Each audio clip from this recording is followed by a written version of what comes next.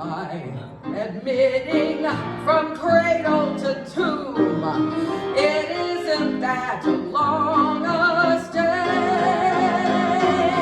Life is a cabaret, old chum. It's only a cabaret, old chum.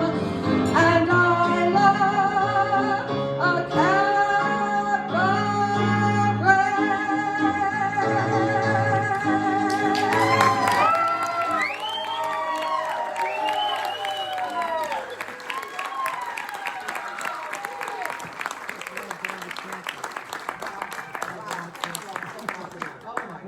Is this the night to talk about too much pills and liquor or what? Wow, what a great crowd. Thank you all so much. And Miss Donna, you've saved my life. If it weren't for this lady, we wouldn't have a show. I love you. Greg and Tom, I don't know what to say. You know, my heart. Thank you so much. Wonderful staff here at the club. They became my family. I'll tell you later on in the show about how I ended up in Wilmington. It was by total chance. It was almost like putting a pin in a map, actually. But yeah, I've had a long career in theater. Some of you know me well. Some of you have seen me perform. It's a long story. I was in New York City for 12 years in the theater. And then I had to go back to Virginia for some family matters. And then in 1998, I moved to Hollywood, California. Yes, that was fun. I'm from Roanoke, Virginia, where the men are men and the sheep have questions.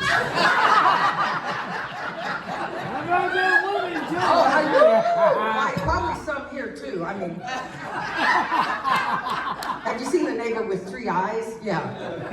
No, I did an Ancestry. Greg mentioned Ancestry.com. It's a great site, and I was trying to find about relatives and whatnot and everything. And so I said, oh, this is fun, and I got a message in my email that said, you have a DNA link. I thought, great. So I scroll and scroll and scroll. It's my picture. I am my own DNA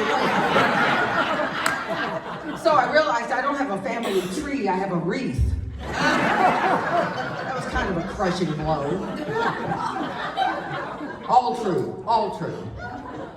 Well, the first play I ever did, what got me started in this whole crazy theater thing, I was in second grade, and it was a little production of Sleeping Beauty.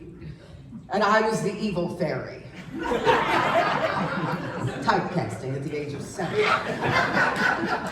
And the other girls who played the little fairies, you know, they were blonde and blue-eyed, they had these beautiful wands, you know, and it's all glittery and wonderful. And I had this dreadful thing made of black construction paper. So my turn came to give the curse or the blessing or whatnot, and I said, and I give you the gift of, and the thing went, Sadly, that wasn't my last experience with a limp wand. A wand with ED, man, I'll tell you. Keep them coming, keep them coming. Cut those people off. So actually, my mother played piano beautifully. She had studied for many years. And she also had a beautiful singing voice, but she got stage fright in a church service because she couldn't find the note, and it freaked her out so badly at the age of 14 she never performed again, which was a shame. But she nurtured my love of theater and the dramatic. And my dad had been in the Merchant Marines, and he kept a little teeny apartment in New York City, which you'll hear more about later. And so we...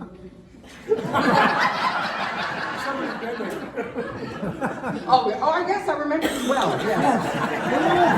Yeah, the Murphy bed. Yeah, I got that. Okay. All right. Anyway, so we would go up to New York periodically, and my mother loved theater, and she wanted to make sure I was involved in it. So we got tickets to the original production of Hello, Dolly with Carol Channing. Orchestra seats were $8. $8.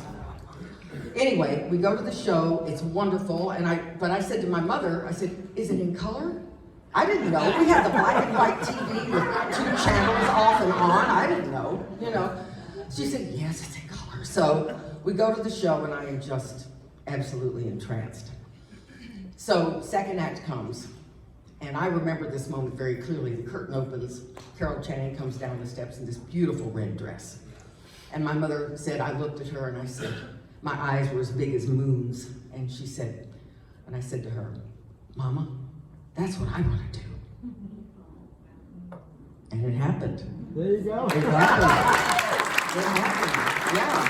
Hello, Dolly was a show that my mother had always wanted to see me be in, and sadly it didn't happen until she passed away. But in my research about the show, I came across a song that Jerry Herman wrote that was pulled from the original production. And I don't know why, because it's absolutely gorgeous. And I found it, and we found a version of it on YouTube. They put it back in the show for Ethel Merman. And we we didn't like that version. Ethel has a very distinct voice, and it's not cut out for a ballad. No. So we worked with it, we tweaked it, and we really love it. It takes place when Dolly is, let me get some water here.